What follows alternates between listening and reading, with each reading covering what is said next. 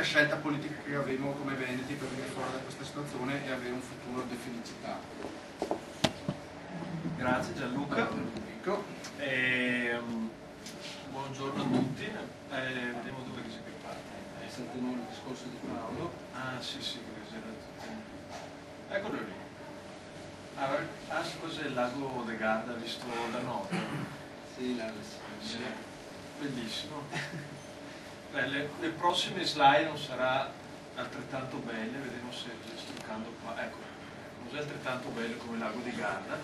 Questo qua è un grafico che forse uno di voi altri che già visto in un'altra presentazione, però vale la pena insistere sul significato di questo slide.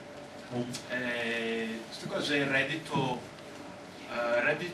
pro capite dell'Italia, l'unica riga che in pendenza negativa, confronto ad altri stati, quindi vediamo che come reddito medio l'italiano medio si è fatto sorpassare dall'Irlanda ancora negli anni 90, dalla Spagna nel 2005, sto anno dalla Grecia. Adesso sti qua i dati venerdì sono venuti fuori nuovi dati, questi grafici qua non si aggiornati, quindi quel 2008, le stime che faceva ancora un anno fa sull'andamento. Adesso con i dati veri la Grecia ne ga sorpassare l'Italia tranquillamente. E dopo vi parlo anche del prossimo paese, della Slovenia, che è molto più vicino all'Italia per quanto riguarda il 2008. Per il 2009 vi dico dopo cosa è successo. Comunque il punto di questo grafico è che mentre di solito al telegiornale si sente parlare crescita 0,2% oppure calo dell'1%, in questo periodo viene pompato tanto il fatto che c'è una recessione globale, che quindi le robe va male perché c'è una recessione che arriva dall'America, quindi non è colpa nostra, eccetera, eccetera. Questo grafico qua si basa sulla media europea, quindi la media europea è 100, la linea orizzontale. Quindi questo grafico ne fa vedere come l'Italia si deve fare rispetto agli altri stati europei, rispetto ai suoi vicini. Quindi se vuol dire come parte del contenitore Italia, perdere terreno anno dopo anno. Che c'è un problema di impoverimento che non ha niente a che fare con la recessione attuale. C'è un problema strutturale di declino che va avanti da diversi anni, al manco 12 anni.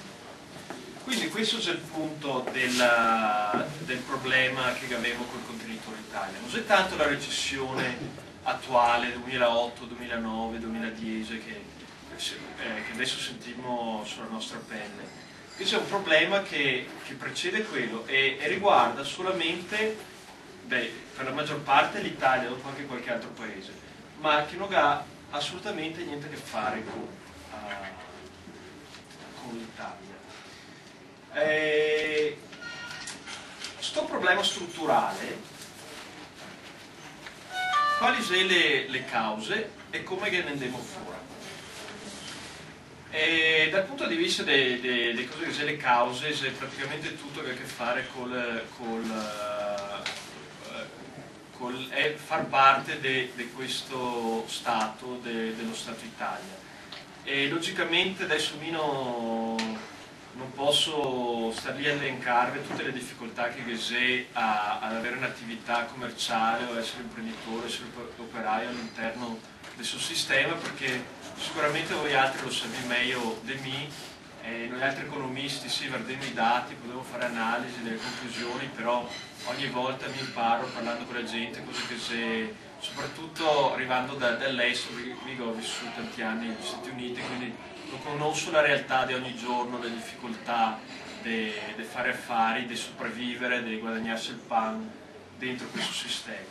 Però, quindi, lasciando a parte tutte queste difficoltà, le tasse, la burocrazia, eccetera, eccetera, voglio parlarvi di un ulteriore problema che ha a che fare con l'entrata dell'Italia nell'euro. E difatti questo declino non è una coincidenza che è parallelo con l'entrata dell'Italia nella zona euro. Vi dico subito che non ho niente in contrario con l'euro del principio. Secondo me è stata un'ottima idea il concetto di avere un'unione monetaria per diversi paesi che ha un'economia molto integrata e quindi che c'è tanti benefici e virtuosità davvero. Però che c'è anche un problema, cioè che per giocare all'interno di questo contenitore euro si deve avere le carte in regola. E quelli c'era a suo tempo i parametri di Maastricht. Quindi, se vi ricordate, negli anni 90 parlava di per entrare nella zona euro si deve avere manco tre robe, si deve avere un rapporto debito-PIL inferiore al 60%, un deficit inferiore al 3% e un'inflazione moderata che la regola è se non ti deve avere più di 1,5% di inflazione in più dei tre meglio paesi. Okay? Quindi diciamo che il meglio paese al momento è che ha un 2% di inflazione, l'Italia che ha il 3,5%.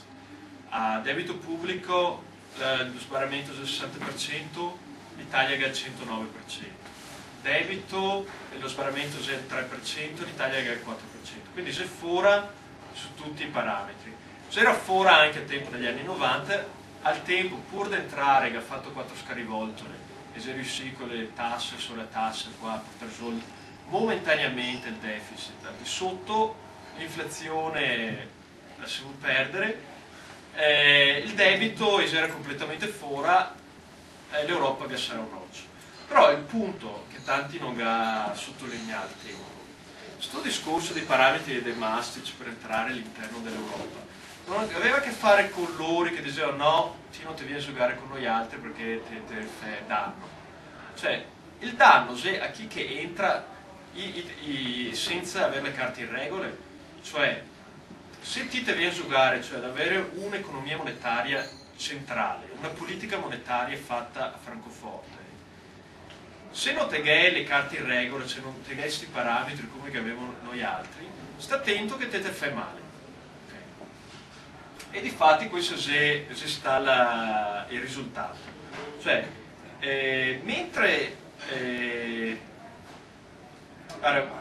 vi verso una parentesi che magari adesso posso dirlo, di un incontro che ho avuto la primavera scorsa col direttore del Fondo Monetario a Washington, casomai non mettiamo su YouTube, ma le statistiche ora che te le hai ma saltarmi.